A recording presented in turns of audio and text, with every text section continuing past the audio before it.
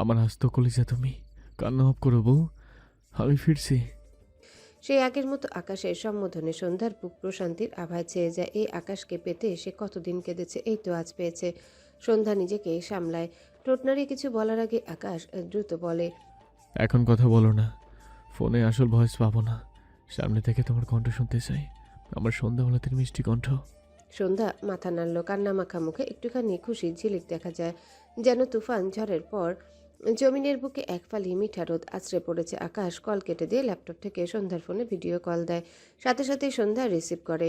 স্ক্রিনে আকাশের হাস্যোজ্জ্বল মুখ ভেসে ওঠে। সন্ধ্যা আকাশকে দেখে মৃদু হাসলো, কিন্তু আকাশের হাসি মিলিয়ে যায়। সন্ধ্যা কতক্ষণ কেঁদেছে কে জানে, তার চোখ মুখ অনেক ফুলে গিয়েছে। আকাশ অনুতপ্ত স্বরে বলে, সরি। সন্ধ্যা বাহাতে ভরে আসা চোখ মুছে নেয়, আবেগে বারবার তার চোখ জোড়া ভিজে যাচ্ছে। আকাশ মন ভরে দেখে তার সন্ধ্যা মালতীকে, এভাবে কাছ থেকে কতদিন পর দেখলো তার সন্ধ্যা মালতীকে। আকাশ মৃদুস্বরে বলে, আগামী পরশু বিকেলের মধ্যে ফিরছি, এবার একটু মন খুলে হাসো বউ। সন্ধ্যা অবাক হলো। আকাশ সত্যি পরশুদিন তার সামনে থাকবে? সন্ধ্যার মুখে হাসি ফুটল।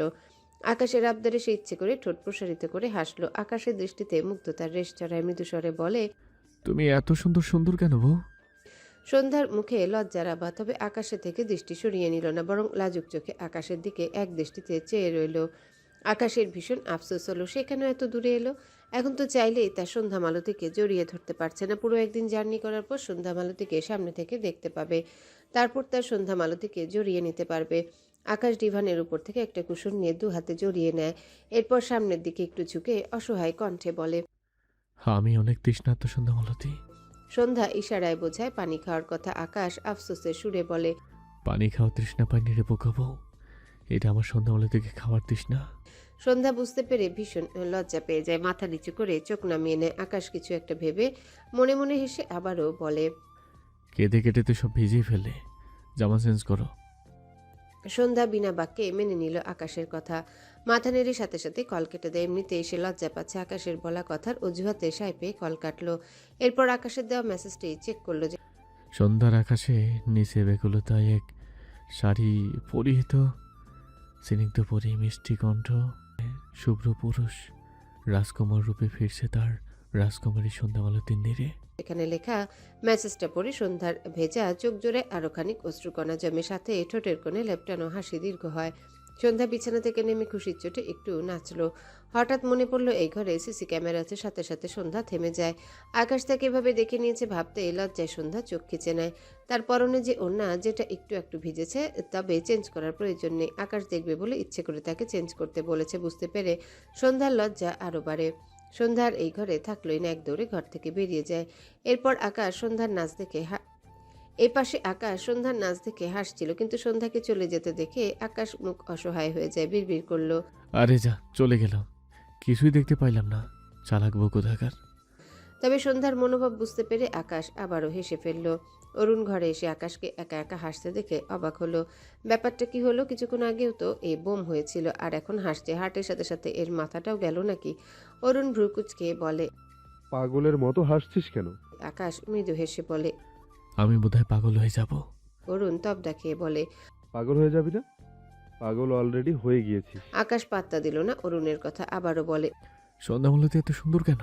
অরুণ চোখ ছোট ছোট করে তাকালো। কয়েক ঘন্টা আগে সন্ধ্যার সাথে কথাই বললো না, আর এখন সন্ধ্যার গুণগান গাইছে। সব ঠিক হলো নাকি? এ সত্যি সত্যি পাগল হলো? আকাশের শেষ কথায় অরুণ কপাল চাপড়াল। ওর বউ সুন্দর কেন সে কিভাবে জানবে? মনে মনে হেসে বলে, তুই বললে তোর সন্ধ্যা মালতে সৌন্দর্যের রহস্য উদ্ঘাটন করব আমি। আকাশ রাগান্বিত স্বরে বলে। খুন করে ফেলবো তোকে। অরুণ ঝাঁকি দিয়ে ওঠে, টি শার্ট উঁচু করে বুকে দুবার থুতু দিয়ে বিড়বিড় করে। তার মানে পাগল হয়নি, বাঁচা গেল। সন্ধ্যা ইরার ঘরে বসে আছে, তার ভাইয়া বাইরে গিয়েছে। ইরার সাথে টুকটাক কথা বলছিল সন্ধ্যা। ইরা খেয়াল করলো সন্ধ্যাকে ভীষণ প্রফুল্ল দেখাচ্ছে, তবে কিছু বলল না। মেয়েটাকে সবসময় মন মরা হয়ে দেখতে ভালো লাগে না, এখন ভালো লাগছে। রাত 11টায় সন্ধ্যা হঠাৎ গড়গড় করে বমি করে দেয় মেঝেতে। ইরা হতভম্ব হয়ে যায়। সন্ধ্যাকে ধরার আগে সন্ধ্যা সেন্সলেস হয়ে মেঝেতে পড়ে যায়। সৌম্য মাত্রই ঘরে প্রবেশ করেছিল। সন্ধ্যার এই অবস্থা দেখে দৌড়ে এসে সন্ধ্যার পাশে বসে দুহাতে সন্ধ্যাকে জড়িয়ে নিয়ে কাপা কণ্ঠে ডাকে, বলো। সন্ধ্যাকে নিয়ে হসপিটালে এসেছে সৌম্য, সাথে আসমানি নওয়ান ইরাও আছে। সৌম্য বাইরে দাঁড়িয়ে আছে দুদণ্ড, কোথাও বসেনি, বুকটা জ্বলছে খুব। লাস্ট 7 দিন তার বোনের সাথে ঠিক করে কথাও বলেনি। সৌম্যর কষ্ট হচ্ছে, দুহাতে মাঝে মুখ লুকিয়ে ভাঙা স্বরে বিড়বিড় করে। বলো ঠিক হয়ে যা প্লিজ, আমি এবার থেকে তোর সাথে অনেক কথা বলবো। নিয়াজের ডাকে সৌম্যর হুঁশ ফিরে বিচলিত কণ্ঠে বলে, বোনের কি হচ্ছে ভাইয়া? সন্ধ্যার শরীর ভীষণ উইক, এই জন্যই মূলত সেন্স হারিয়েছে। তবে ওকে চেক আপ করতে গিয়ে সাথে আরেকটা খবর পেয়েছি। সৌম্য ঢোক গিলল। তার বনুর কি হয়েছে? সে তার বনুর উপর রাগ করে কত কষ্ট দিয়েছে। নিয়াজকে চুপ দেখে সৌম্য উদ্বিগ্ন কণ্ঠে বলে। ভাই বলুন না, আমার বোনের কি হয়েছে? নিয়াজ মৃদু হেসে বলে, তুমি মামা হতে যাচ্ছ সৌম্য, তোমার বোন কনসিভ করেছে, 2 সপ্তাহ বয়স। সৌম্য বিস্ময় দৃষ্টিতে তাকায়। কথাটা তাকে কেমন অনুভূতি জোয়ারে ভাসালো নিজেই বুঝতে পারল না, শুধু বাকরুদ্ধ হয়ে চেয়ে রইল। এগিয়ে এসে দাঁড়ানো ইরা, আসমানি নওমান, দুজনের অবস্থাও সেম। নিয়াজ সৌম্যর কাজ চাপড়ে বলে, আকাশ তো পালিয়ে আকাশ তো পালিয়ে বসে আছে। তুমি মিষ্টি খাওয়াতে খিপটামি করো না, ভেতরে যাও, সন্ধ্যা ওয়েট করছে। সন্ধ্যা বেডের উপর মন খারাপ করে বসে আছে। সবকিছু তো ঠিকঠাকই ছিল, হঠাৎ তার কি হলো কে জানে।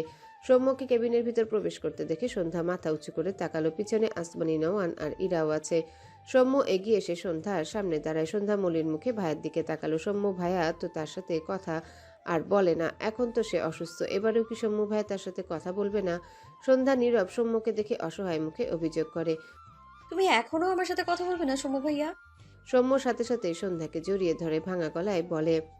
সরি বোন। 7 দিন পর ভাইকে আগের মতো পেয়ে সন্ধ্যা ফুপিয়ে উঠল। এই প্রথম সৌম্য ভাই এতদিন ইচ্ছে করে তার থেকে মুখ ফিরিয়ে রেখেছিল। সৌম্যকে দুহাতে জড়িয়ে ধরে কান্নামাখা গলায় বলে, তুমি আমাকে আর আগের মতো ভালোবাসো না? আমি এই 7 দিনে অনেক কষ্ট পেয়েছি। সৌম্য সন্ধ্যার মাথায় দুটো চুমু আঁকে, দুহাতে রাজলায় সন্ধ্যার মুখ নিয়ে ধরা গলায় বলে। তুই যেমন শিক্ষা দীক্ষা সব ভুলে বসেছিলে, আমার কষ্ট হয়নি? সন্ধ্যার চোখ থেকে পানি গড়িয়ে পড়ে, নাক টেনে বলে। এখন থেকে ভুলবো না, তুমি আমাকে আর মারবে না বলে দিলাম। সৌম্য একটু হাসলো। সন্ধ্যার চোখের পানি মুছে দিয়ে অনুতপ্ত স্বরে বলে। অনেক ব্যথা পেয়েছিলে? সন্ধ্যা বাচ্চাদের মতো ঠোঁট উল্টে বলে। ইরাপু তোমাকে খাইয়ে খাইয়ে যে এত শক্তিশালী বানিয়েছে, তুমি থাপ্পড় না মারলে বুঝতেই তো পারতাম না আমি সেটা। সন্ধ্যার কথা শুনে সৌম্য তবদা খেয়ে যায়। ইরায় গিয়ে এসে সৌম্যর পাশে দাঁড়ায়, ডান হাত কোমরে রেখে সন্ধ্যার উদ্দেশ্যে মেকি রেগে বলে। বড় ভাই ভাবির সাথে মস্করা করছো সন্ধ্যা? সন্ধ্যা দুহাতে সৌম্যর পেট জড়িয়ে সে তাই মুখ থেকে মিটিমিটি হাসলো। সৌম্য ইরা একে অপরের মুখ চাওচাই করে মৃদু হাসলো। আসমানি নওয়ান এগিয়ে এসে বলে, আমারে ভুইলা গেছস জান্নাত? আমার ছেলের জন্যই তো তুই পুয়াতি হইলি, আমার প্রশংসা করবি না? আসমানি নওয়ানের কথা শুনে সন্ধ্যা মাথা উঁচু করে তাকায়। ভদ্রমহিলার কথা তার মাথার উপর দিয়ে গিয়েছে। আসমানি নওয়ানের দিকে জিজ্ঞাসু দৃষ্টিতে তাকায় সৌম্য। সন্ধ্যাকে ছেড়ে সন্ধ্যার পাশে বসলে আসমানি নওয়ান সন্ধ্যার সামনে এসে সন্ধ্যার গালে হাত দিয়ে বলে। তুই এত বড় হইয়া গেছস জান্নাত? সন্ধ্যা অবুঝ গলায় পোয়াতি মানে তো প্রেগনেন্ট। বলে। সন্ধ্যার কথা শুনে সবাই হাসলো। সন্ধ্যা সবার দিকে তাকিয়ে দেখলো সবাই হাসছে। সন্ধ্যার মুখ থমথমে হয়ে যায়, সে কিছুই বুঝতে পারছে না। সৌম্য বাহাত সন্ধ্যার মাথার উপর রাখে। মনে হচ্ছে কয়েকদিন আগে তার বনুকে কোলে নিয়ে ঘুম পাড়িয়েছে, মায়ের জন্য কেঁদেছে বলে কত শত বানোয়াট গল্প বলে থামিয়েছে। তার সেই বাচ্চা বোনটা আজ নিজে এক বাচ্চার মা হতে যাচ্ছে। সৌম্য মৃদুস্বরে বলে। তুই মা হবি বোন, আমি মামা হব। কথাটা শুনে সন্ধ্যার বিস্ময় দৃষ্টিতে তাকায়। সৌম্যর কথা মস্তিষ্ক ধারণ করতে পেরে সন্ধ্যার পুরো শরীরে এক অদ্ভুত শিহরণ বয়ে গেল। ডান হাত অটোমেটিক্যালি পেটে চলে যায়। এখানে কিছু আছে ভাবতে পুরো শরীর কেঁপে ওঠে। চোখের কোণে জলকণা জমতে শুরু করলো, কারণ তার অজানা সে মা হবে। একটা ছোট বাচ্চা তার কোলে আসবে, আর সেই বাচ্চা তার আকাশের অংশ। সন্ধ্যার চোখ থেকে পানি গড়ায়। আসমানি নওয়ান সন্ধ্যার পাশে বসে সন্ধ্যাকে জড়িয়ে নেয়। সন্ধ্যার পিঠে হাত বুলিয়ে বলে, আমি যে কত খুশি হয়েছি জান্নাত, আমার আকাশ আব্বা আর জান্নাত মায়ের কুলে এক পুতুল আসবো, ভাবলে কি যে আনন্দ লাগতাছে। সন্ধ্যা চোখ বুজে রইল, তার বুক ধুকধুক করছে। মা হওয়ার অনুভূতি এত অদ্ভুত, এতে এত শান্তি নিহিত সে 1 মিনিট আগেও জানতো না। আর এখন সে নিজেই সেই শান্তি অনুভব করছে। আকাশ জানলে কতটা খুশি হবে, কেমন রিয়াকশন দিবে সন্ধ্যা ভাবতে পারে না। তীব্র আবেগ আর অনুভূতির সংমিশ্রণে মেয়েটার বন্ধ চোখের পাতা বেয়ে জল গড়ায়। সৌম্য ফোন বের করলে আকাশের নাম্বারে ফোন দিতে নেয় আর বলে। এবার হয়তো আকাশ ভাইয়া চলে আসবে। সন্ধ্যা দ্রুত সোজা হয়ে বসে বলে। ওনাকে বলো না। সৌম্য সহ সকলে জিজ্ঞাসু দৃষ্টিতে তাকালে সন্ধ্যা মৃদুস্বরে বলে। ওনার সাথে আমার কথা হয়েছে, উনি পরশুদিন আসবে বলেছে। সন্ধ্যা অবাক হলো। আকাশ সত্যি সন্ধ্যার সাথে কথা বলেছে, ভালো লাগলো তাদের, তার মানে এদের মাঝে সব ঠিকঠাক। সৌম্য সন্ধ্যার মনোভাব বুঝলো, তার বোনও নিজেই এই খবর আকাশকে দিতে চায়। সৌম্য মৃদু হেসে বলে। আচ্ছা, আসমানি নোমান সৌম্য আর ইরার দিকে চেয়ে বলে, আমার জান্নাত ছোট হইয়া মা হইয়া যাইতাছে, আর তোমরা কি করতাছো? আসমানি নোমানের কথায় সৌম্য ইরা দুজনে অস্বস্তিতে পড়ে যায়। সৌম্য ইরার দিকে তাকায়, ইরা মাথা নিচু করে নক করছে। সৌম্য আসমানি নোমানকে ওষুধ আনার অজুহাত দেখে কেবিন থেকে বেরিয়ে যায়। 2 মিনিটের মাথায় ইরার ফোনে একটা মেসেজ আসে। ইরা কেবিন থেকে বেরিয়ে আসে, করিডোরের দিকে সৌম্যকে দাঁড়িয়ে থাকতে দেখে ইরা এগিয়ে এসে মৃদুস্বরে বলে। বাইরে আসতে বললি কেন?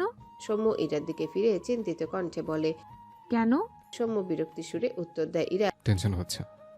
আমার বোনও তো কলেজের গন্ডি বেরোয়নি, ও কত ছোট, অথচ তোর ভাইয়ের কাণ্ডজ্ঞান সব লোপ পেয়েছে।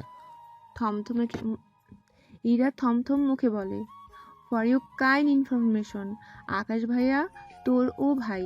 তাছাড়া সবাই কি তোর মতো নিরামিষ? সে নয়তো বাদ দিলাম, অ্যাটলিস্ট বাবা হওয়ার ইচ্ছা যে মানুষের থাকে তার মধ্যে যে ইচ্ছাও নেই। এই তুই তো আদৌ ছেলে? ইরাবতী, ঝাঁকি দিয়ে ওঠে। সৌম্য ফোঁস করে শ্বাস ফেলে বলে। অসুস্থ ছিলে তুই, এখন ওষুধ খেতে হয় তোকে। এই অবস্থায় প্রেগনেন্ট হয়ে গেলে কি হবে? ইরা ছলছল দৃষ্টিতে তাকায় সৌম্যর পানে। সৌম্য একটু হেসে বলে। আমাকে তুমি ডাকার অভ্যাস করো না, নয়তো আমার বাচ্চা তোর মুখে এসব তুই ডাক শুনলে ঝামেলা হবে। ইরা সৌম্যর কথার অর্থ বুঝতে পেরে লজ্জা পেল। সৌম্য মৃদু হাসলো। ইরা কেবিনের ভেতর সন্ধ্যার কাছে গিয়েছে। সৌম্য এখনো করিডোরে দাঁড়ানো। পেছন থেকে রিহানের কণ্ঠ পেয়ে সৌম্য সাথে সাথে উল্টো ঘুরে তাকায়, জিজ্ঞাসা করে, কেমন আছিস? রিহান একটু হাসলো, অতঃপর ডান হাত বাড়িয়ে দিয়ে বলে। কংগ্রাচুলেশন। সৌম্য জিজ্ঞাসা দৃষ্টিতে তাকালে রিহান বলে। শুনলাম মামা হবি। সৌম্য বেশ কিছুক্ষণ রিহানের দিকে চেয়ে রইল, এরপর বলে। শুকিয়ে গেছিস। রিহান আবারও হাসলো। সৌম্য বলে। বিয়ে করে নে। রিহান মলিন মুখে তাকায়, মৃদুস্বরে বলে। অনেক চেষ্টা করছি। করছিস না কেন? রিহান ঢোক গিলে বলে। তোর বোনের মতো কাউকে পেলাম না। সৌম্য কিছু বলতে চায়, তার আগে রিহান আবারও বলে। কোথায় যেন শুনেছিলাম কাউকে ভালোবাসার জন্য 1 সেকেন্ডই যথেষ্ট, অথচ সেই 1 সেকেন্ডে ভালোবেসে ফেলা মানুষকে নাকি সারা জীবনেও ভোলা যায় না। কথাটা হাড়ে হাড়ে উপলব্ধি করছি আমি। সৌম্য কি বলবে বুঝতে পারছে না। রিহান অসহায় কণ্ঠে বলে।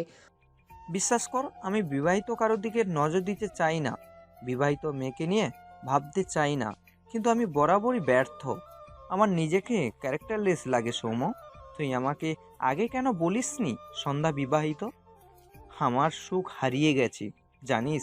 নিয়াজ ভাইয়ার কাছে সন্ধ্যা প্রেগনেন্ট শুনে কতটা কষ্ট হচ্ছে। আমি কি করব বলতো? সন্ধ্যা বিবাহিত, ওর পেটে আকাশ ভাইয়ার বাচ্চা থাকবে, এটাই তো স্বাভাবিক, কিন্তু আমি কেন এটা মেনে নিতে পারছি না? এটা কেমন অসুখ? এই অসুখ সারানোর উপায় নেই সৌম্য। কথাগুলো বলতে বলতে রিহানের গলা বেঁধে আসে। সৌম্য অবাক হয়ে শুধু রিহানকে দেখে। হঠাৎই রিহানকে জড়িয়ে ধরে ধরা গলায় বলে। সরি। রিহান মলিন হাসলো। সৌম্যকে সরিয়ে দিয়ে ভাঙা গলায় বলে। জানি এর ওষুধ একটাই, কিন্তু সেই ওষুধ আকাশ ভাইয়ার নামে লেখা। ভালো থাকিস, তোর বোনের জন্য অনেক অনেক দোয়া রইলো।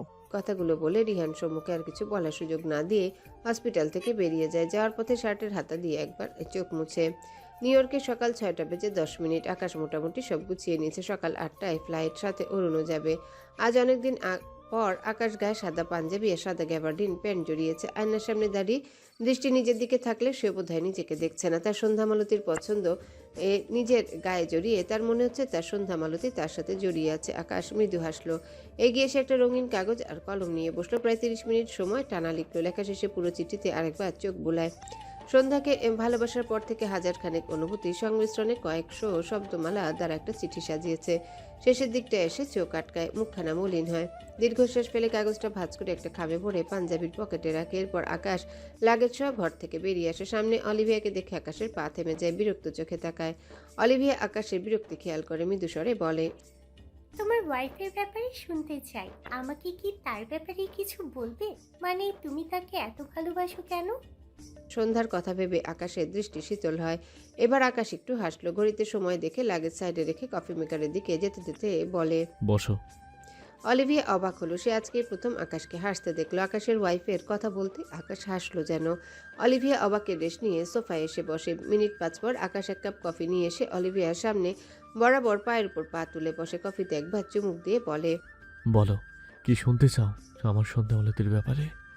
অলিভিয়া আকাশকে যত দেখছে ততই অবাক হচ্ছে। নিজেকে সামলে বলে, তোমার বউ কি অনেক বেশি সুন্দর? আকাশ মৃদু হেসে বলে, আমার চোখে সে শ্রেষ্ঠ নারী, তাকে ডেঙ্গানোর ক্ষমতার কারণেই। অলিভিয়া অদ্ভুতভাবে তাকায়। তার মনে প্রশ্ন জাগে, আকাশের ওয়াইফ ঠিক কতটা সুন্দর। অতঃপর বলে, সে তোমাকে এত কষ্ট দিয়েছে, তবুও তাকে কেন চাও? সে অনেক সুন্দর বলে? এটাকে তো সুন্দরীর পূজারি বলে।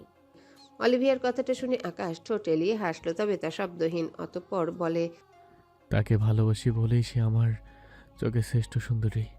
সে বিশ্ব সুন্দরী হিসেবে অ্যাওয়ার্ড পাবে যদি বিচারপতি হই আমি। অলিভিয়া অদ্ভুতভাবে তাকায় আকাশের দিকে, বিভ্রান্ত হয়ে বলে, আম কনফিউজড। তোমার ওয়াইফ সুন্দর নাকি তোমার ভালোবাসা সুন্দর? আকাশ হাসলো। আরো দুবার কফির কাপে চুমুক দিয়ে বলে, সন্ধ্যামালতির ব্যক্তিগত আকাশের বুকে সন্ধ্যা নেমেছে, সময় থেমে গিয়েছে। আর কখনো রাত, ভোর, সকাল কিচ্ছু নামবে না। আকাশ সন্ধ্যার প্রেমের দহনে অনন্তকাল পুড়তে রাজি আছে। এইটুকু বলেই থামে। বাকি কফিটুকু শেষ করে কাপ সামনের টি টেবিলের উপর রেখে উঠে দাঁড়ায়। গম্ভীর গলায় বলে, আই থিঙ্ক আর কিছুই জানার ইচ্ছা নেই তোমার। অলিভিয়া থম মেরে বসে আছে। এতদিন আকাশের পরনে সব কালো রঙের ড্রেস দেখেছে, আজ সাদা দেখে অবাক হয়। অতঃপর ঢোক গিলে বলে, তোমার পছন্দের রং কি? আকাশ ফোনে কিছু টাইপ করতে করতে ছোট করে উত্তর দেয়। শ্যামলা, অলিভিয়া ভ্রু কুচকে বলে, এই নামে কোনো রং আছে? আমি কখনো শুনিনি তো। আকাশ দৃষ্টি ফোনে রেখে মৃদু হেসে বলে, আছে। আমার সন্ধ্যামালতির গায়ের রং ভীষণ সুন্দর। অলিভিয়া তবদা খেয়ে যায়। সে আর কিছু বলার মতো পায় না। আকাশের পা থেকে মাথা পর্যন্ত চোখ বুলিয়ে মৃদুস্বরে বলে, তোমাকে সাদা পাঞ্জাবিতে ভীষণ সুন্দর লাগে। আকাশ আবারও মাথা নিচু রেখে মৃদু হেসে উত্তর করে, সন্ধ্যামালতির পছন্দ অসুন্দর লাগানোর চান্সই নেই। কথাটা বলে আকাশ পকেটে ফোন ভরে এগিয়ে গিয়ে লাগেজ হাতে নেয়। অরুণ রেডি হয়ে বেরিয়ে এসেছে। আকাশ অরুণকে আসতে বলে এসে লাগেজ নিয়ে বাড়ি থেকে বেরিয়ে যায়। অলিভিয়া অবাক হয়ে শুধু দেখলো আকাশকে। তার মানে এতদিন কালো এমনি পড়েছিল, আজ আকাশকে খুশি খুশিও লাগছে। হয়তো আকাশের ওয়াইফের সাথে সব ঠিক হয়ে গিয়েছে, আর এজন্য আকাশ তার ওয়াইফের পছন্দের কাপড় পরেছে, সাথে মুখে হাসি তো আছে। অরুণ অলিভিয়ার সামনে এসে একটা চুটকি বাজিয়ে বলে, তুমি আমার বাড়িতে থাকতে চাও? আমার প্রবলেম নেই, তবে বাড়িঘর পরিষ্কার রাখতে হবে। আমি এসে তোমাকে পেমেন্ট দিয়ে দেবো। অলিভিয়া দাঁড়িয়ে গিয়ে বলে, তুমি নিজের জন্য দুটো টিকিট কাটো, জানি। আমাকে একটা টিকিট ধার দিবে? আমি তোমাদের সাথে বাংলাদেশে যেতে চাই। অরুণ চোখ ছোট ছোট করে বলে। কেন? অলিভিয়া উদাস কণ্ঠে বলে, আকাশের ওয়াইফকে দেখতে। দেখি তো সে কত সুন্দর। তোমার বন্ধু তাকে অ্যাওয়ার্ড দিতে চাই। অরুণ থমথমে মুখে তাকায়। সে কিছু বলার আগে অলিভিয়া বলে, প্রমিস, কোনো ঝামেলা করব না। আকাশের কথা শুনে মেয়েটিকে দেখতে ইচ্ছে করছে। প্লিজ নিয়ে চলো। অরুণ ছোট করে বলে। আমি না, তুমি ঝামেলা করলে খবর আছে। অলিভিয়া জানায় সে ভদ্র হয়ে থাকবে। বাংলাদেশে এখন রাত 8টা। শিমু সন্ধ্যার ঘরে বিছানার এক কোণায় বসে আছে। মুখখানা মলিন। তার সন্ধ্যার খুশির খবর শুনে হেসেছিল খুব, তবে আবারও মন খারাপ হয়ে গিয়েছে। তার এসএসসি এক্সাম শেষ হয়েছে সপ্তাহখানেক হলো। এরপর সে বায়না করলে সৌম্য তাদের সবাইকে নিয়ে সৌম্যর গ্রামের বাড়ি যায়। স্মৃতির পাতায় কিছু ভেসে ওঠে। কয়েকদিন আগে গ্রামে গিয়ে শিমু খোলা জায়গা পেয়ে প্রজাপতির ন্যায় মুক্ত আকাশে উঠছিল, কিন্তু তার পা থেমে যায়। বায়ানকে একটা কবরস্থানের পাশে বসে থাকতে দেখে শিমু অবাক হয়। সে অনেক ঘটনা না জানলেও এটা জানে কবরটি সকালে সন্ধ্যা তাকে দেখিয়েছিল। শিমু ধীরে ধীরে এগিয়ে যায়। তার চোখে আটকায় কবরের উপর একটা তাজা বেলি ফুলের গাছ, যেটা বায়ান মাত্র লাগিয়েছে। বায়ানের হাতে মাটি লেগে শিমু অবাকের উপর অবাক হয়। অবাকের মাত্রা সেখানে থামেনি। বায়ান কবরের উপর হাত রেখে ভাঙা স্বরে আওড়ায়, আমার ডিকশনারিতে ভালোবাসার রং কেবলমাত্রই সকাল, যে রং কখনো বদলাবে না। তুমি নিশ্চিন্তে ঘুমাও সকাল, ওপরে আমার জন্য অপেক্ষা করবে সকাল। আমি দ্রুত তোমার কাছে ফিরতে চাই, তোমাকে ছাড়া আমি একেবারে শূন্য হয়ে গিয়েছি। তুমি কেন চলে গেলে সকাল? কথাগুলো বলতে বলতে বায়ানের চোখ থেকে কয়েক ফোঁটা অশ্রু গড়িয়ে পড়ে। বায়ানের কথাগুলো শুনে শিমু স্তব্ধ হয়ে যায়। তার মাথা ফাঁকা ফাঁকা লাগলো। বায়ান ভাবির বোনকে ভালোবাসতো কই, সে তো জানতো না। শিমুর চোখ জোড়া ভরে ওঠে। সে আর 1 সেকেন্ডও সেখানে দাঁড়ায়নি, দৌড়ে বাড়ি চলে গিয়েছিল। সেদিনের কথাগুলো ভেবে শিমু আজও ফুপিয়ে উঠল। সন্ধ্যা ওয়াশরুম থেকে বেরিয়েছে মাত্র, টেবিলের উপর তার ফোনের ভাইব্রেটে সন্ধ্যা ফোন হাতে নিল। নিয়াজের কল দেখে রিসিভ করতে গিয়ে ফোপানো আওয়াজ পেয়ে ঘাড় ফিরিয়ে তাকায়। শিমুকে ফুপিয়ে কাঁদতে দেখে সন্ধ্যা অবাক হয়। দ্রুত এগিয়ে এসে উদ্বিগ্ন কণ্ঠে বলে, কি হয়েছে শিমু, কাঁদছো কেন? শিমু ফোপাতে ফোপাতে বলে, ভাবি, তোমার বোন কি এত সুন্দর ছিল? আমি কি একটুও সুন্দর নই? সন্ধ্যা বুঝলো না শিমু হঠাৎ সকালের সাথে নিজের তুলনা কেন করছে। শিমুর পাশে বসে বলে, এভাবে কেন বলছো? তুমি ভীষণ সুন্দর শিমু। শিমু ভাঙা গলায় বলে, আমি তোমাকে বলেছিলাম না ভাবি, আমার 5জন ক্রাশ ছিল।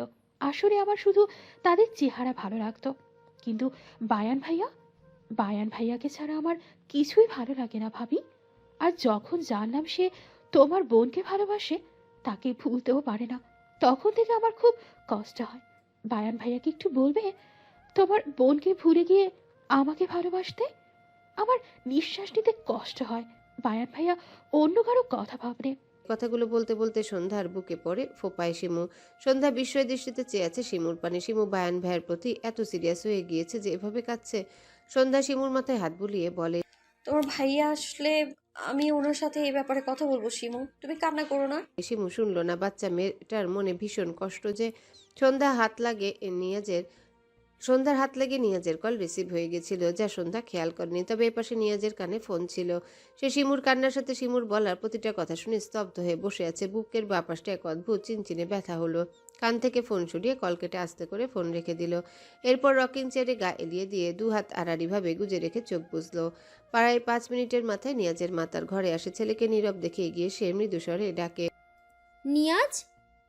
নিয়াজ যেভাবে আছে সেভাবেই উত্তর করে, বলো মা।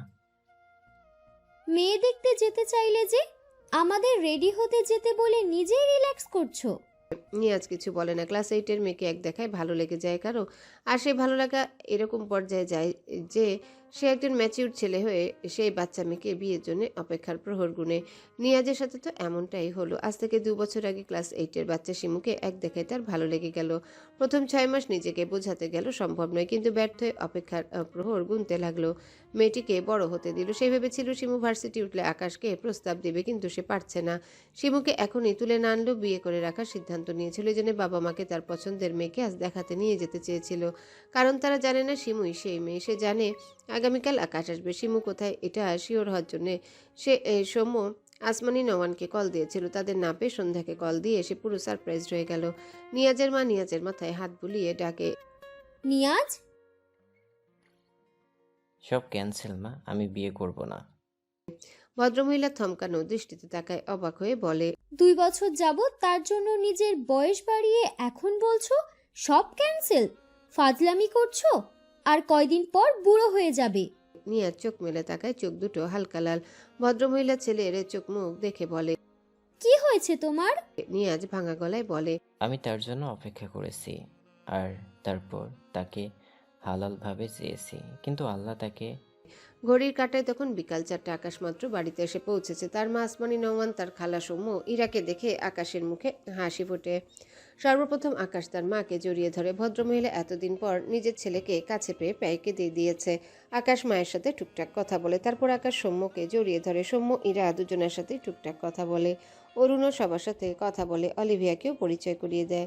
আকাশ এখানে আর থাকলো না, সে তার ঘরে চলে যায়। আকাশ মূলত চট্টগ্রামের খুব সুন্দর একটা জায়গায় কিনে সেখানে বাড়ি করেছে, যে বাড়িটা খুব সুন্দর করে সাজিয়েছে। এর কারণ সে ওই বাড়িতেই তার সন্ধ্যা মালতীর সাথে দেখা করতে চায়। আকাশ তার প্ল্যান অনুযায়ী সন্ধ্যাকে তার চট্টগ্রামের বাড়িতে রেখে আসতে বলায় বায়ান সন্ধ্যাকে নিয়ে গিয়েছে, আর সন্ধ্যার সাথে গিয়েছে শিমু।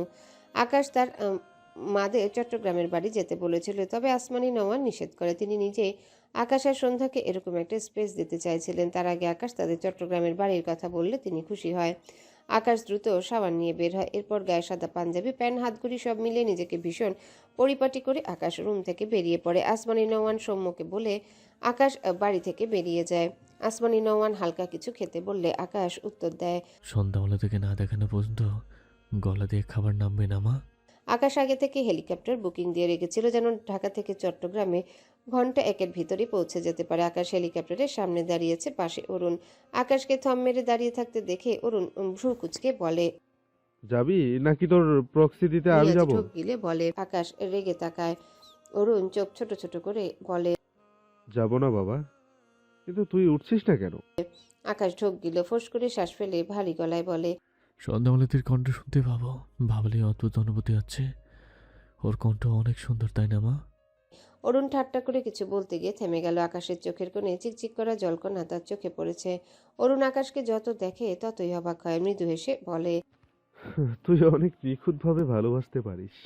আকাশ অরুণকে জড়িয়ে ধরে। অরুণ হাসলো। আকাশ ঢোক গিলে বলে, আমার কিছু হলে তোরা সবাই আমার সন্ধ্যামালতিকে দেখে রাখবি, মনে থাকবে? অরুণ ভ্রু কুঁচকে বলে। এসব বলছিস কেন? আকাশ অরুণকে ছেড়ে ঝাপসা চোখ জোড়া আড়াল করে বলে, জানি না, মনটা ভীষণ অস্থির লাগছে। সন্ধ্যাকে দেখলে সব ঠিক হয়ে যাবে। আকাশের হাতে ফোন। সন্ধ্যার নাম্বার থেকে আসা মেসেজে চোখ বুলায়। মাত্র এসেছে মেসেজটি। আপনি কখন আসবেন? আকাশ মৃদু হেসে রিপ্লাই করে, এই তো শোনাবো, আসছি। তুমি শাড়ি পরে ভীষণ সুন্দর করে সাজবে। আমি আমার সন্ধ্যামালতিকে আজ মন ভরে দেখব, আর চা খেয়ে গলা ঠিক করব। আমি কিন্তু আমার সন্ধ্যামালতির ভয়েস সবসময় শুনতেই থাকবো, বুঝছো আমার আস্ত কলিজা? এই মেসেজটা সন্ধ্যার নাম্বারে পাঠিয়ে আকাশ অরুণকে বিদায় দিয়ে এগিয়ে এসে হেলিকপ্টারে উঠে পড়ে। ধীরে ধীরে হেলিকপ্টার উপর দিকে উঠতে থাকে। আকাশ চোখ বুজে রেখেছে। ঠোঁটের করে মৃদু হাসি বিড়বিড় করে, আমার জান, আমার সন্ধ্যামালতি, আমার ভালোবাসা, এই দেখো আমি ফিরছি তোমার নীড়ে। আজ দুপুরের আগে আগে সন্ধ্যা, শিমু আর বায়ান চট্টগ্রামের এই বাড়ি এসে পৌঁছেছে। এরপর বায়ান তাদের তিনজনের জন্য খাবার কিনে এনেছিল। তারা তিনজনই খেয়েছে, যদিও সন্ধ্যা ঠিক করে খেতে পারেনি। আকাশের সাথে দেখা হওয়ার এক্সাইটমেন্টে, সাথে আকাশের সাথে কথা বলার এক্সাইটমেন্টে। চট্টগ্রামে আজ বৃষ্টি হয়েছে, যার ফলে বিকেলে যে রোদ প্রকৃতিতে থাকে সেই রোদটুকু নেই। পরিবেশটা ভীষণ সুন্দর। সন্ধ্যা ছাদে এসে দাঁড়িয়েছে। আকাশকে মেসেজ দিয়ে রিপ্লাইয়ের আশায় চেয়েছিল। আকাশ দেওয়া রিপ্লাই মেসেজটা পড়ে সন্ধ্যা হাসে। সে আর আকাশকে কোনো রিপ্লাই দিল না। অরুণের থেকে সন্ধ্যা শুনেছে আকাশ ঢাকা থেকে এখানে দ্রুত আসার জন্য হেলিকপ্টার নিয়েছে। এজন্যই সন্ধ্যা আরও 1 ঘন্টা আগে ছাদে এসে দাঁড়িয়ে আছে। সন্ধ্যার পরনে সাদা শাড়ি, শাড়ির পাড় লাল। শাড়িটা সে নিজেই পরেছে বাঙালি স্টাইলে। সন্ধ্যা এসব তেমন পারে না, তবে ইউটিউব দেখে দেখে যেটুকু পেরেছে পড়েছে। একেবারে খারাপ হয়নি। সাথে হালকা সেজেছে, চোখে কাজল, ঠোঁটে হালকা করে একটু লিপস্টিক, কপালে একটা ছোট্ট কালো টিপ পড়েছে। হাঁটুর নিচ পর্যন্ত চুলগুলো ছেড়ে দেওয়া। হাতে একটা আলতার কৌটা, যেটা সে আকাশের হাত থেকে পরিয়ে নিবে বলে হাতে ধরে রেখেছে। আলতার কৌটা ধরে রাখা হাতটি এই সন্ধ্যা তার পেটে দেয়। এইখানে একটা প্রাণ ধীরে ধীরে বেড়ে উঠছে। সন্ধ্যা হাসলো। তার আর আকাশের অংশ আকাশকে বললে আকাশ এক্সপ্রেশন কেমন হবে ভাবতেই সন্ধ্যার প্রশান্তিতে বুক ভরে যায়। সন্ধ্যা ছাদের কোণায় দাঁড়িয়ে পেটে হাত রাখলো, বিড়বিড় করে, দ্রুত আসুন আকাশ, আমি অপেক্ষা করছি। আপনাকে কত শত ভারী খবর দেয়া বাকি আমার। অরুণ রাস্তার ধার দিয়ে একা একা হাঁটছে, মনটা বিষণ্ণ। বাংলাদেশ তার জন্য দুঃখের দেশ। এই দেশের মাটি তার থেকে সত্যিকারে সুখ কেড়ে নিয়েছে যে। ভাবনার মাঝে চোখ পড়ে রাস্তার অপর পাশে অনামিকা এক ছেলের হাত ধরে দাঁড়িয়ে আছে, প্রাণবন্ত এক মেয়ে। পাশের ছেলেটি হয়তো তার হাজবেন্ড। কত খুনসুটি দুজনার। অরুণের দৃষ্টি ধীরে ধীরে ঝাপসা হতে শুরু করে। বাম পাশ থেকে আনিকা ডাকে, অরুণ। অরুণের ধ্যান ভাঙে। ডান দিকে ঘাড় ফিরিয়ে ঝাপসা চোখ জোড়া স্বাভাবিক করে নিয়ে বাম দিকে ফিরে তাকায়। আনিকাকে দেখে মৃদু হেসে বলে, অনেক ভালো আছি আমি। আমার মতো খারাপ মানুষের থেকে বেঁচে গিয়ে তোরা 2 বোনও খুব ভালো আছিস। আমি জানি সারা জীবন এমনই ভালো থাক। কথাটুকু বলে অরুণ আনিকাকে আর কিছু বলার সুযোগ দিল না। উল্টো পথে বড় বড় পা ফেলে এগিয়ে যায়। আনিকা মলিন মুখে চেয়ে রইল। অরুণ শার্টের হাতা দিয়ে চোখ মুছল, ভাঙা স্বরে বিড়বিড় করলো, তুমি এত স্বার্থপর কেন অনামিকা? অন্যের সুখ কেড়ে নিজের সুখ কুড়াও। আকাশ বেরিয়ে যাওয়ার পরপর সৌম্য ইরাকে নিয়ে বাইরে বেরিয়েছে, মূলত ঘুরতে বেরিয়েছে। আগামীকাল সৌম্য ইরাকে নিয়ে গ্রামে চলে যাবে। সৌম্য ইরার হাত ধরে ফাঁকা রাস্তায় হাঁটছে। দুজনেই নিশ্চুপ। এভাবে নীরব থেকে প্রকৃতির সাথে একে অপরকে অনুভব করে যেন আলাদা এক শান্তি পাচ্ছে। ইরা তার মাথাটা সৌম্যর বাহুতে ঠেকিয়ে প্রশান্তির শ্বাস ফেলে বলে, আমি তোর সাথে অনেক দিন বাঁচতে চাই সৌম্য। সৌম্য মৃদু হাসলো, তবে কোনো কথা বলল না। ইরা চোখ সামনের দিকে পড়ে, চোখে কিছু আটকালো বোধহয়। সাথে সাথে তার চোখ বড় বড় হয়ে যায়। কি করবে বুঝতে না পেরে গায়ের জোরে সম্মুখ এক ধাক্কা দেয়। ইরা সরে যাওয়ার আগে সামনের দিক থেকে একটা গুলি ধেয়ে এসে ইরার একদম পেট বরাবর গেঁথে যায়।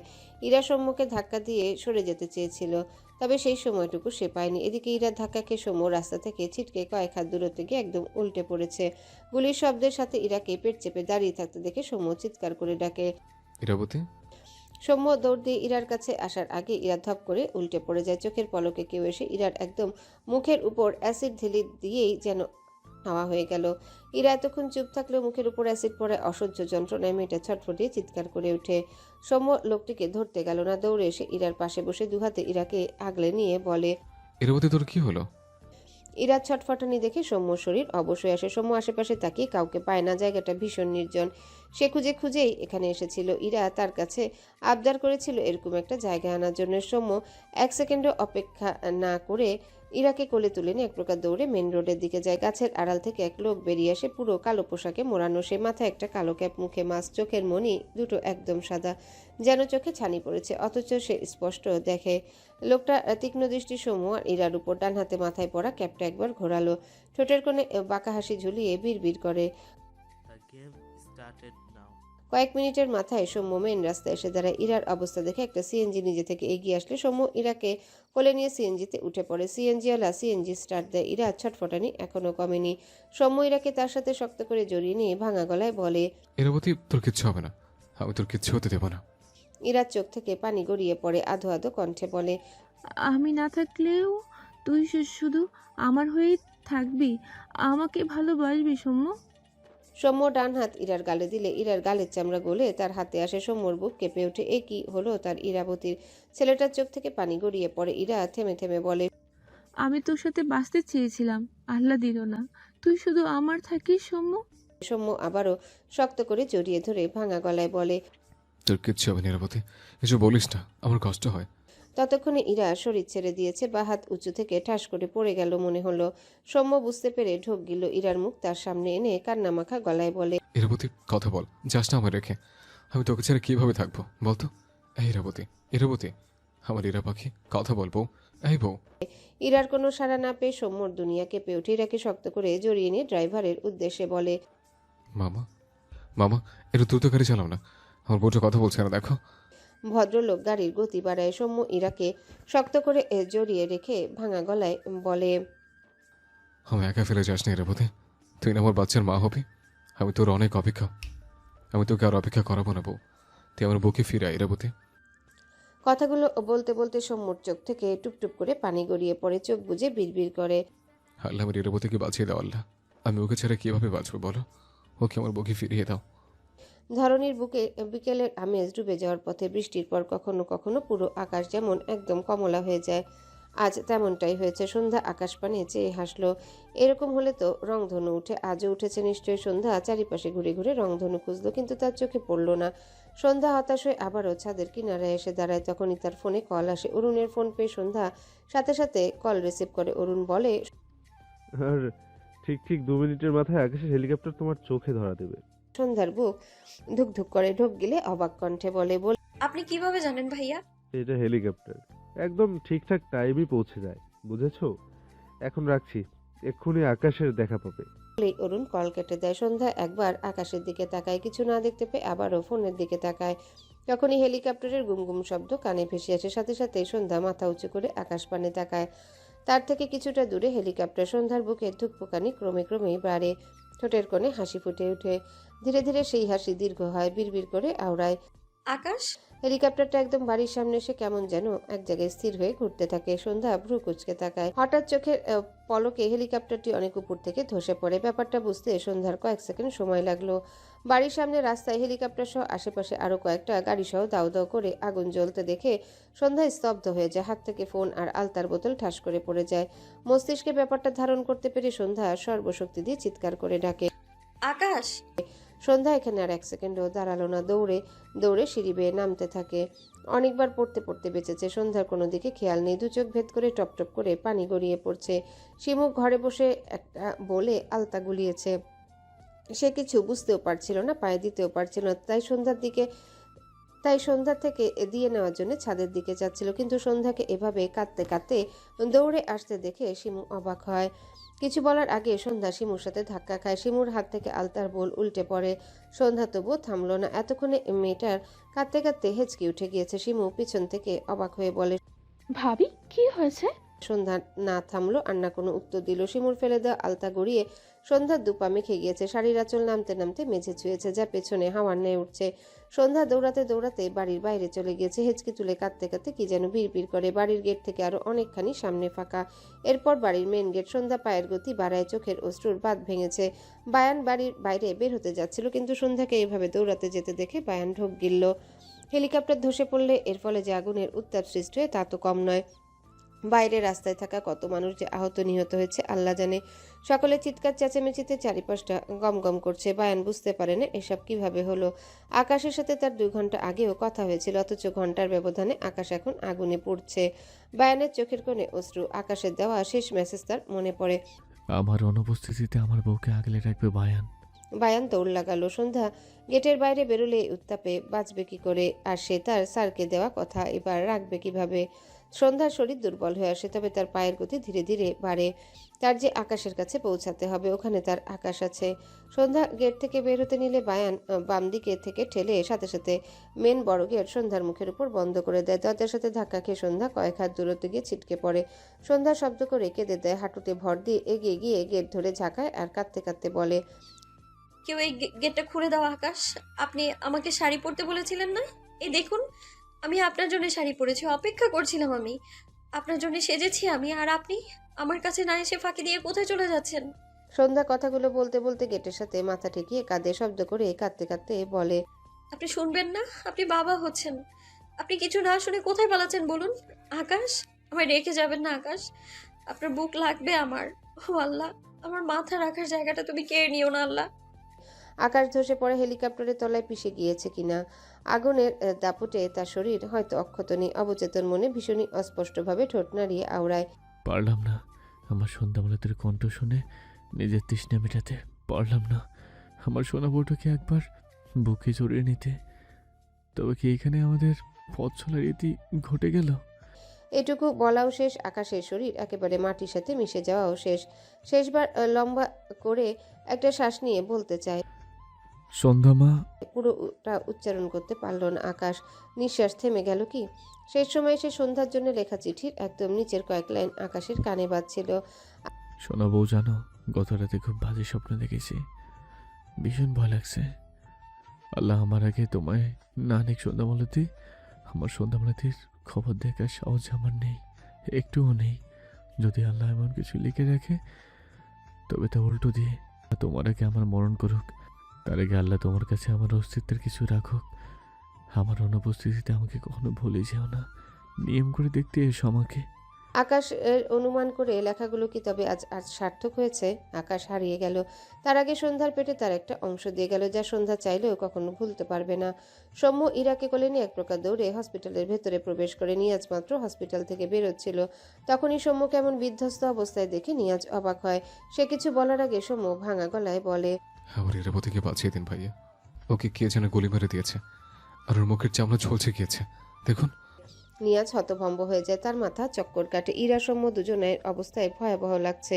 নার্স স্ট্রেচারে নিয়ে আসলে সৌম্য ইরা নিতার শরীরটা স্ট্রেচারের উপর শুইয়ে দেয়। দুজন নার্স দ্রুত পায়ে ইরার স্ট্রেচার নিয়ে অপারেশন থিয়েটারের দিকে যায়।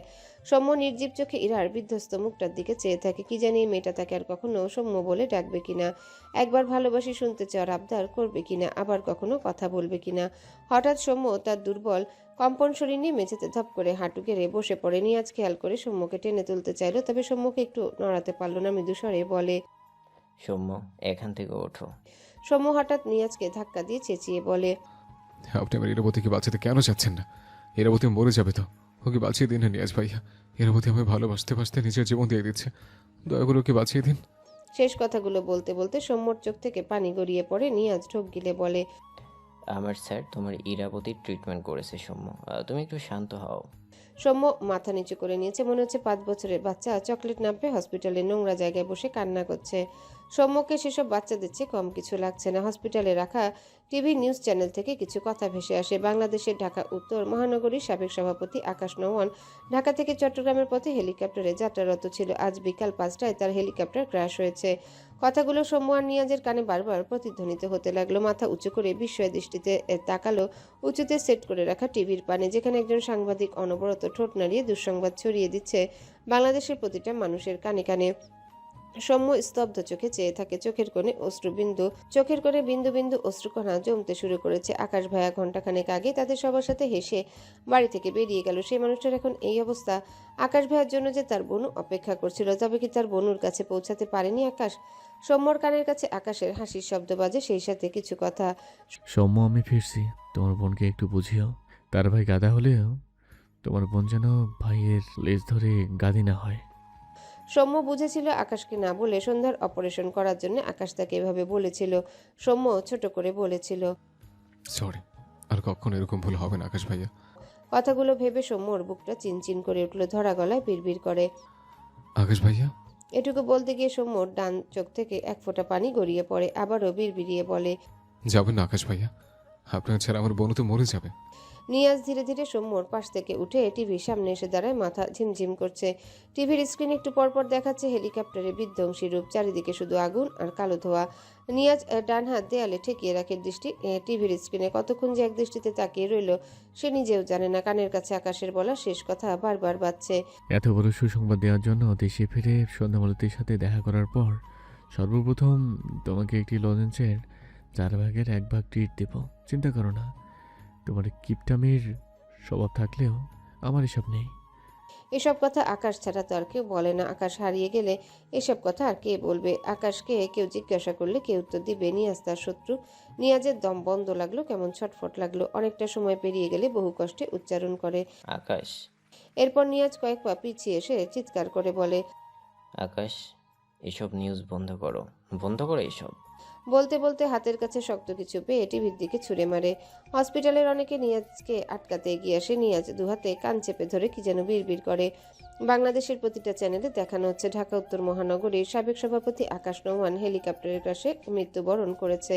হেলিকপ্টার চালকের ক্ষতবিক্ষত দেহ উদ্ধার করেছে, যার দেহের অবস্থা ভয়াবহ। তবে আকাশের দেহকে উদ্ধার করতে পারেনি। সকলের ধারণা আকাশের দেহ অতিরিক্ত পুড়ে যাওয়ার কারণে তাকে শনাক্ত করা যায়নি। রাত 9টায় বায়ান সন্ধ্যা আর শিমুকে নিয়ে রওনা দিয়েছিল চট্টগ্রাম থেকে ঢাকার উদ্দেশ্যে। রাত 3টায় ঢাকা এসে পৌঁছেছে। আকাশকে চট্টগ্রাম তন্ন তন্ন করে খোঁজা হয়েছে, কিন্তু কোথাও পাওয়া যায়নি। এখনও তল্লাশি চলছে। সৌম্য নিউজটা পেয়ে বায়ানকে কল করে বলেছে তার বোনকে নিয়ে এক্ষুনি ঢাকা ফিরতে। সৌম্য কথাটা বলেছে কারণ সন্ধ্যা চট্টগ্রামে থাকলে তার বোনুর অবস্থা আরও খারাপ হবে। এজন্য আসমানি নওয়ানকেও চট্টগ্রামে যেতে দেয়নি। আকাশকে পাওয়া গেলে সাথে সাথে ঢাকাতে ব্যাক করতে হবে, চট্টগ্রামে গিয়েও লাভ নেই। তাছাড়া ইরার জীবন আশঙ্কায়। সৌম্য কোন দিকে যাবে বুঝে পায় না, তার নিজেকে দিশেহারা লাগে। বায়ান গাড়ি থেকে নেমে ব্যাকসিটের দরজা খুলে দিলে গাড়ির ভেতর থেকে সন্ধ্যা নেমে আসে। অপর পাশ থেকে শিমু বেরিয়ে আসে। সন্ধ্যা একবারের জন্য কারো দিকে তাকালো না, রোবটের মতো স্ট্রেচ হয়ে এলোমেলো পায়ে বাড়ির দিকে হাঁটতে লাগলো। চট্টগ্রাম থেকে আসবে না বলে অনেক কেঁদেছিল। আকাশের জন্য কেঁদেছিল গলা ফাটিয়ে, যে আশেপাশে মানুষ সার্কাসের মতো দেখেছে। কিন্তু সন্ধ্যা গাড়িতে ওঠার পর কেমন যেন নিস্তব্ধ হয়ে গেল, একদম চুপচাপ শান্ত হয়ে গেল। সন্ধ্যার দৃষ্টি স্থির। পরনে সাদা শাড়ির আঁচল মাটির অনেকটা অংশই দখল করে নিয়েছে। লম্বা চুলগুলো খোলা, যা ভীষণ এলোমেলো। বাড়ির দরজা খোলা থাকায় সন্ধ্যা সরাসরি বাড়ির ভেতর প্রবেশ করে। মেয়েটা একবারও কোনো দিকে তাকালো না, তার দৃষ্টি সামনে স্থির। বাড়ির ডাইনিংয়ে সকলে উপস্থিত। আসমানি নওয়ান, শিমুর মা, অরুণ, অলিভিয়া, সৌম্য। সন্ধ্যাকে সবার আগে সৌম্যই খেয়াল করেছে। বোনের এমন বিধ্বস্ত রূপ দেখে সৌম্যর বুকটা মোচড় দিয়ে ওঠে। সন্ধ্যার পায়ের গতি একটুখানি বাড়ল বোধহয়, সিঁড়ির দিকে এগিয়ে যাচ্ছে। তখনই সৌম্য অস্পষ্ট স্বরে ডাক দেয়। সন্ধ্যা বোধহয় শুনল না। শাড়ির আঁচল তার থেকে প্রায় 4 হাত দূরত্ব পর্যন্ত ছেঁচড়িয়ে যায়। কালো কিচকিচে চুলগুলোই বালির কণা লেগে সাদা সাদা হয়ে আছে। সকলে সন্ধ্যার দিকে তাকিয়ে আছে। আসমানি নওয়ান নিশ্চুপ, অধিক শোকে পাথর। কথাটা আপাতত আসমানি নওয়ান আর সন্ধ্যার জন্য বেশ প্রযোজ্য মনে হচ্ছে। সৌম্য আবারও কিছুটা শব্দ করে ডেকে ওঠে। সন্ধ্যার পা থেমে যায়। মিনিট 2 একদম স্ট্যাচু হয়ে দাঁড়িয়ে রইল। এরপর দিক ফিরিয়ে সন্ধ্যা তার ভাইয়ের পানে তাকায়। সন্ধ্যার চোখ দুটো টকটকে গোলাপি হয়ে আছে, মুখের অবস্থা যা ইচ্ছে তাই। অধিক কান্নার ফল। বোনুর অবস্থা দেখে সৌম্যর বুকটা ধক করে ওঠে। দুর্বল শরীরটাকে আরো ভীষণ দুর্বল লাগতে শুরু করে। সন্ধ্যা ধীরে ধীরে এগিয়ে এসে সমূহর সামনে দাঁড়ানো। দুই ভাই বোনের দিকে তাকায়। এতক্ষণে নিশ্চুপ রোবটের ন্যায় সন্ধ্যা ভাইকে দেখে যেন ভেতরে সব উগলে দিতে চাইল। গত কয়েক ঘন্টার খড়খড়ে চোখ জোড়া থেকে টপ টপ করে অশ্রু গড়িয়ে পড়ে। সৌম্য ঢোক গিলল, কিছু বলতে চাইছে বোধহয়, খুব চেষ্টাও করলো ছেলেটা, কিন্তু কথাগুলো গলায় এসে বারবার বেঁধে যাচ্ছে। সন্ধ্যা হঠাৎই ভাইয়ের বুকে মাথা ঠেকিয়ে দুহাতে সৌম্যকে জাপড়ে ধরে হাউমা করে কেঁদে ওঠে। সৌম্য পাথরের মূর্তি নিয়ে দাঁড়িয়ে রইল। তার বোনুর কান্না যে একদম তার বুকে গিয়ে লাগে। তার বোনু তো তার ছোট মা, কি করে সে সহ্য করবে তার ছোট মায়ের এত কষ্ট মিশ্রিত কান্না?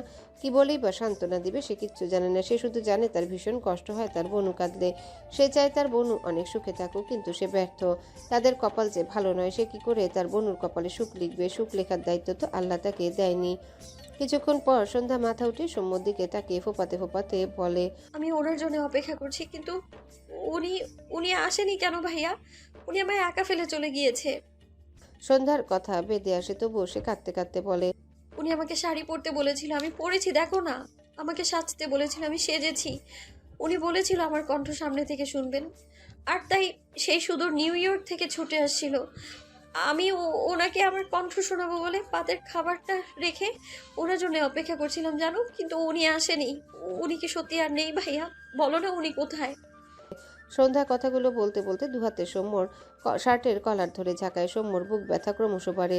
নির্জীব চোখে কান্নারত সন্ধ্যার পানে চেয়ে থাকে। সন্ধ্যা হেঁচকি তুলে কাঁদতে কাঁদতে বলে, উনি আমাকে স্বপ্ন দেখিয়ে কেন চলে গেল বলো? আমি কিভাবে থাকবো এখন? উনি আমার উপর কত অভিমান করেছিল, তাতেই আমার দম বন্ধ লাগতো। আর এখন ও সোম ভাইয়া, ওনাকে আমার কাছে এনে দাও না। আমি ওনার ছাড়া কিছু ভাবতে পারি না, বিশ্বাস করো। তোমরা কেউ তো দয়া করো আমার উপর। আবার আকাশকে এনে দাও আমার কাছে। আমার আর কিছু চাই না। সন্ধ্যা কান্নামাখা গলায় কথাগুলো বলতে বলতে ধীরে ধীরে সৌম্যর পা বরাবর বসে সৌম্যর পায়ের সাথে মাথা ঠেকিয়ে দেয়। দুর্বল শরীরটা একটু ওজন নেই, অথচ প্রিয় মানুষটার জন্যে কোথা থেকে যেন এত এত অশ্রু, এত আর্তনাদ বেরিয়ে আসছে। সৌম্য চোখ জোড়া বুঝে নিল।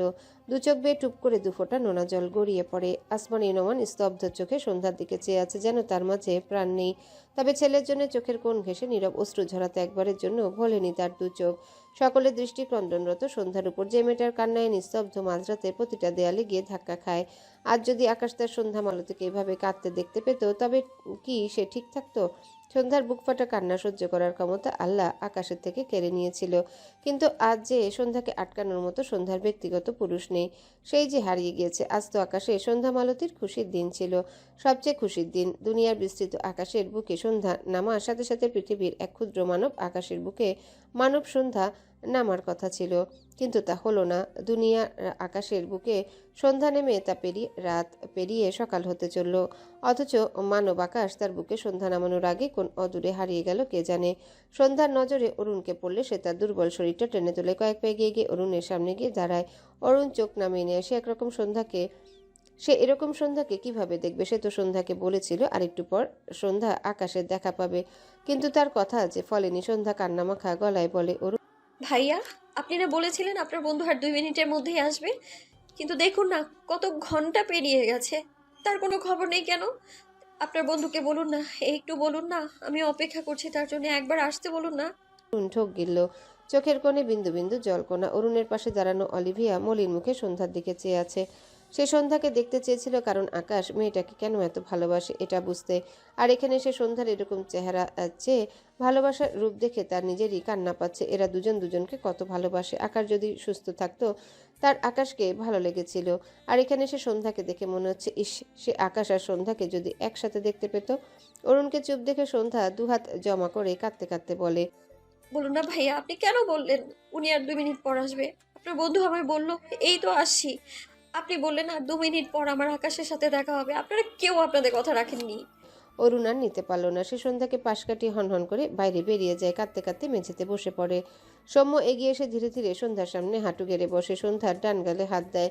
সন্ধ্যা তাকায় ভাইয়ের পানে ফোপাতে ফোপাতে বলে, বুদ্ধি হওয়ার পর থেকে বুঝেছি আমার কপাল পুরোটাই পোড়া।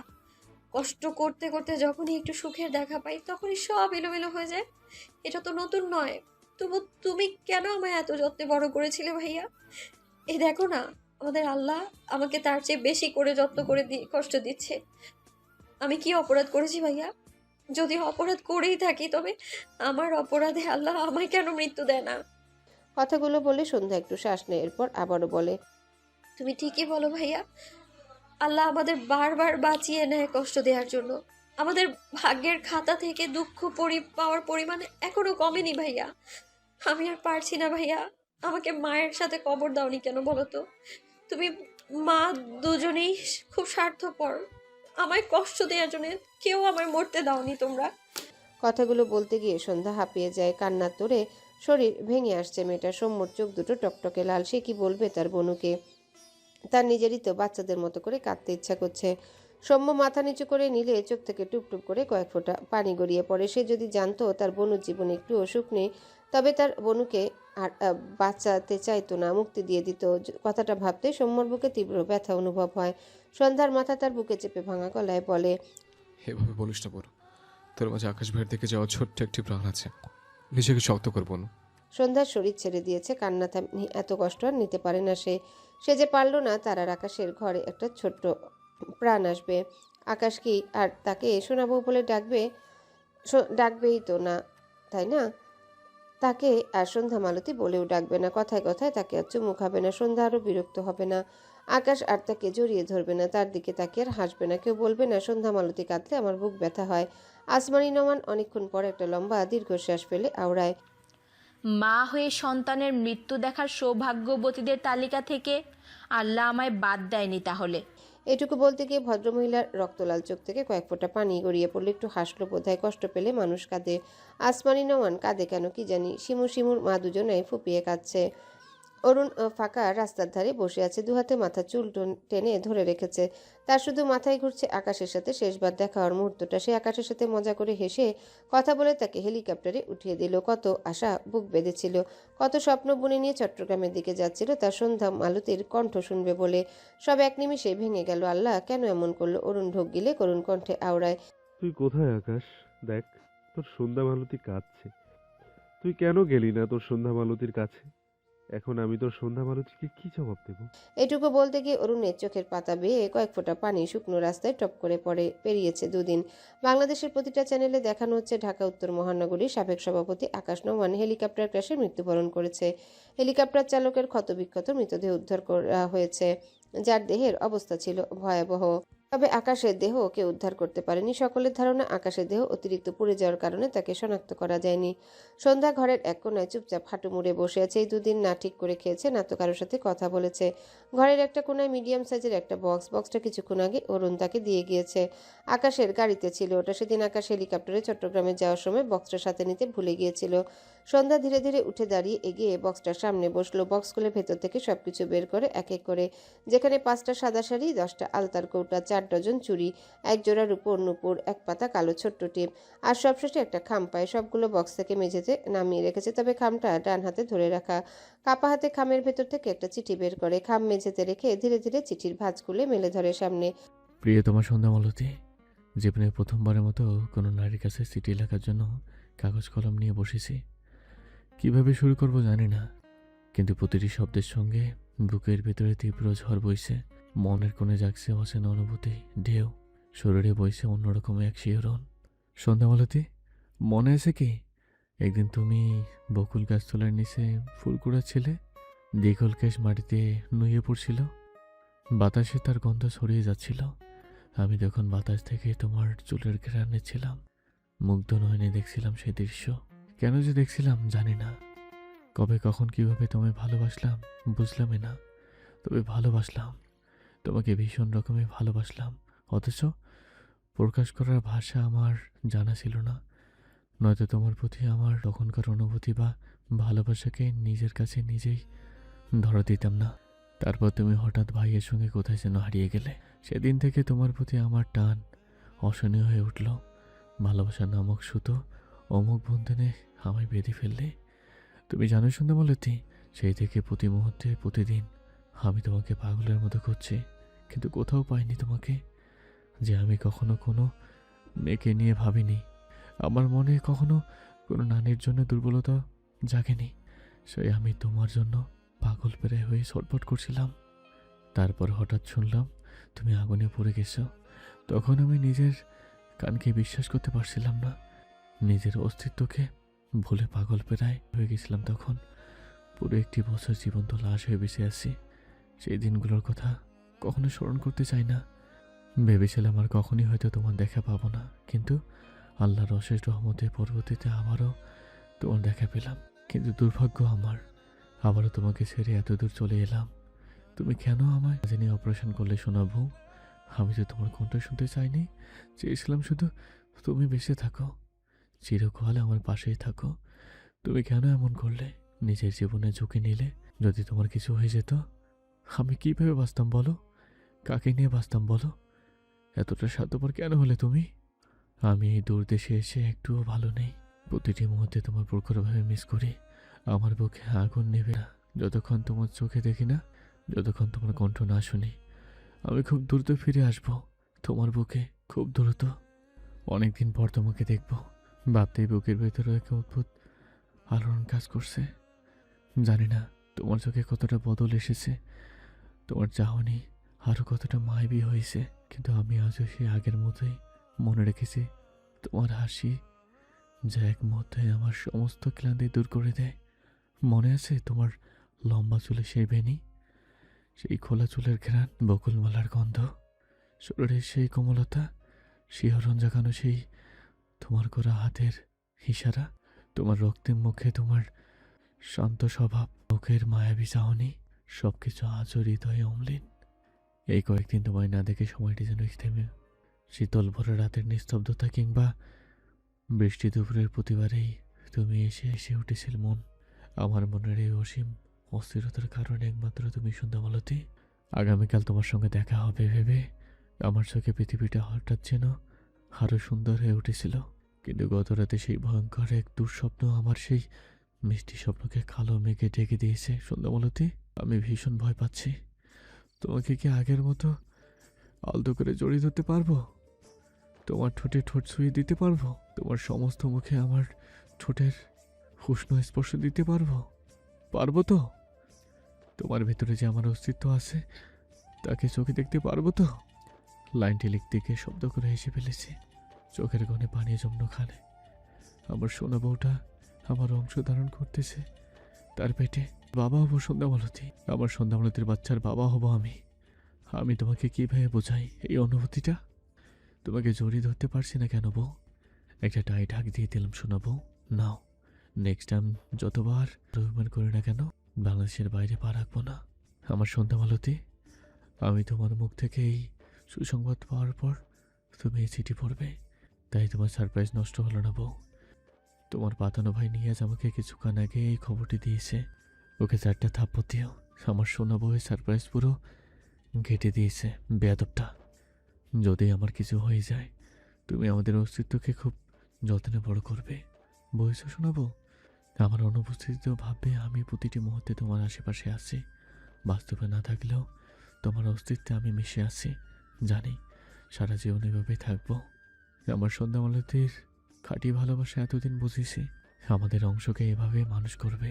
সেই যেন আমার সন্ধ্যামালতীর ভেতর থাকা অফুরন্ত গুণ রপ্ত করে।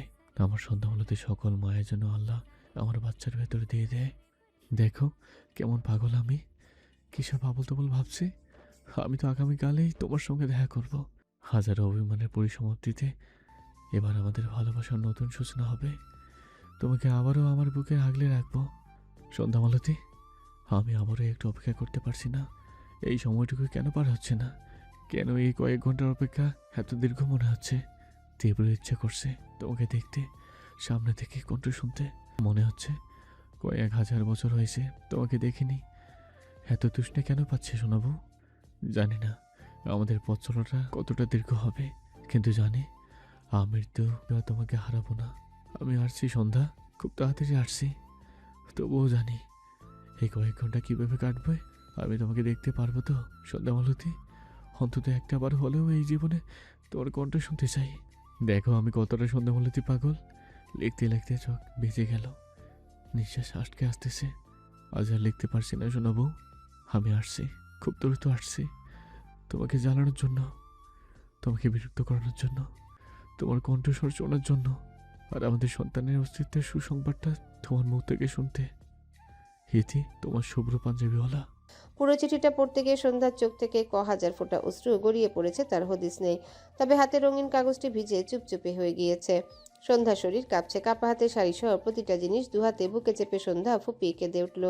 কতবার যে উচ্চারণ করলো, শুভ্র পাঞ্জাবিওয়ালা, শুভ্র পাঞ্জাবিওয়ালা, শুভ্র পাঞ্জাবিওয়ালা, আমার শুভ্র পুরুষ। আপনি সত্যি আর আসবেন না তাই না? আমাকে কেন নিয়ে গেলেন না আপনার সাথে? আমি মরে যাচ্ছি, আমায় বাঁচান আমায়। আপনি ফিরে আসুন না আকাশ। সৌম্য হসপিটালের করিডোরে দাঁড়িয়ে আছে। ইরাকে আইসিইউতে রাখা হয়েছে। ডক্টর সেভাবে কিছুই বলেনি ইরার ব্যাপারে। ইরার জ্ঞান ফেরেনি এখনো। সৌম্য এগিয়ে এসে আইসিইউ এর দরজার সামনে দাঁড়ালো। ভেতরে ইরার মা ইরার মাথার কাছে বসে নিঃশব্দে চোখের পানি ফেলছে, আর ডক্টর ইরাকে চেক আপ করছে। সৌম্য ইরার মুখের দিকে চেয়ে আছে। ইরার মুখে ডান পাশে পুরোটা সহ বাম দিকেও কিছু অংশ খুব বাজেভাবে পুড়ে গিয়েছে। সৌম্যর চোখে ভাসল ইরার হাস্যোজ্জ্বল মুখ। ইরা অতিরিক্ত ফর্সা হয় মেয়েটার মুখ থেকে যেন উজ্জ্বল আলো ছড়িয়ে পড়তো। সেই মুখে আজ কালো আস্তরণ পড়ে গিয়েছে। কিছু সময় পর ভেতর থেকে ডক্টর বেরিয়ে আসে। সৌম্য ডক্টরের দিকে তাকালে ডক্টর বলেন, আপনার স্ত্রী কখনো মা হতে পারবেন না।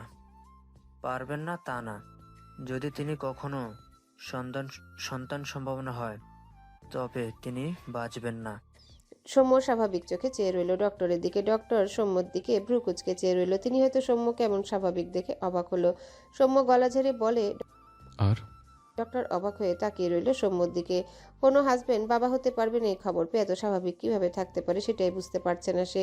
সৌম্য ডক্টরের রিয়াকশন দেখে মৃদু হাসলো। ডক্টর অবাক হয়ে বলে, আপনি বাবা হতে পারবেন না মন খারাপ না করে হাসছেন। সৌম্য দীর্ঘশ্বাস ফেলে বলে, আসলে আমার বাবা হওয়ার ইচ্ছা অনেক বেশি ছিল। ইচ্ছে করে পূরণ হয়ে গেলে আমার ভাগ্যের সাথে বিয়ে বানানো লাগতো। এরপর মনে মনে বিড়বিড় করে। আমার আর বড় জীবন অপূর্ণতা দিয়ে মানাচ্ছে। ডক্টর অবাক হয়ে দেখলো সৌম্যকে। সৌম্যর কথায় ঠিক কতটা আক্ষেপ ছিল। সৌম্য জিজ্ঞাসা করে, এরা ওদের জ্ঞান ফিরবে কবে? এখনো বলা যাচ্ছে না। সৌম্য মলিন মুখে উত্তর দেয়। ও, এরপর বলে নেজ ভাই কেমন আছে? ডক্টর দীর্ঘশ্বাস ফেলল। গত দুদিন আগে আকাশের কথা শুনে নিয়াজ অসুস্থ হয়ে গিয়েছিল। ডক্টর জানায় এখন নিয়াজ ভালো আছে। সৌম্য আর কিছু বলল না। এগিয়ে গিয়ে আবারও করিডোরে দাঁড়ায়। অন্ধকারাচ্ছন্ন আকাশের দিকে তাকায়। ধীরে ধীরে সৌম্য চোখ জোড়া ঝাপসা হয়। তার মনে হলো একটা ছোট্ট বাচ্চা মেয়ে শূন্য আকাশে হেসে খেলে বেড়াচ্ছে। আল্লাহ চাইলে সে মেয়েটির বাবা হতে পারত, কিন্তু আল্লাহ তো চায় না। সৌম্য মলিন মুখে আওড়ায়, আমার ইরাবতীকে শুধু আমার বুকে রেখো আল্লাহ, আর আমার বোনকে ধৈর্য দিও। আমার আর কিচ্ছু লাগবে না। ছেলেটির নিঃশ্বাস চলছে কিভাবে আমি নিজেই জানি না। ওকে বাঁচানো সম্ভব না। পুরো শরীরে কিছু ভালো আছে তো বলে মনে হয় না। ওকে বাঁচানোর জন্য এরকম করছো কেন? ও কে? সামনের চেয়ারে পায়ের উপর পা তুলে একটা ছেলে বসা, যার পরনে কালো পোশাক। বয়স 30 হবে। গায়ের রং অত্যাধিক ফর্সা, চোখ মুখ শক্ত। তার ছেলেটা তীক্ষ্ণ চোখে তার সামনে দাঁড়ানো লোকটার পা থেকে মাথা পর্যন্ত দৃষ্টি বোলায়। যে মাত্র কিছু বাণী তার দিকে ছুড়ে দিয়েছে যা ছেলেটার পছন্দ হয়নি। ছেলেটা তার পিছনে গুজে রাখা একটা পিস্তল বের করে ডান হাতের কয়েক আঙ্গুলের সাহায্যে পিস্তলটি ঘোরাতে ঘোরাতে গম্ভীর গলায় বলে, আমার জান। পাশ থেকে একজনের কথা জেডি এর কানে ভেসে আসে। এই লোক গে নাকি? ছেলেদের জান মেয়েরা হয় শুনেছি, আর এই ছেলে জান দেখিয়ে আরেক ছেলে। কথাটা শুনতে জেডি ঘাড় সাথে সাথে ডান দিকে ঘুরে যায়। যে কথাটি বলেছে সেই সব প্রত্যেকে কিছু বোঝার আগে জেডি লোকটার কপালে মাঝ বরাবর শুট করে দেয়। এখানে কি হলো ব্যাপারটা বুঝতে প্রত্যেকের কয়েক সেকেন্ড সময় লেগে গেল।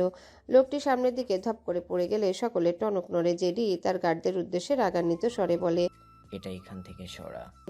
জেডির কথা মেনে কয়েকজন কালো পোশাক পরা লোক মেঝেতে পড়ে থাকা লোকটিকে টেনে নিয়ে গেল। জেডি চেয়ার থেকে উঠে এসে তার সামনে দাঁড়ানো আধবয়স্ক ডক্টরের সামনে দাঁড়িয়ে বাঁ হাতে লোকটার কলার টেনে ধরে।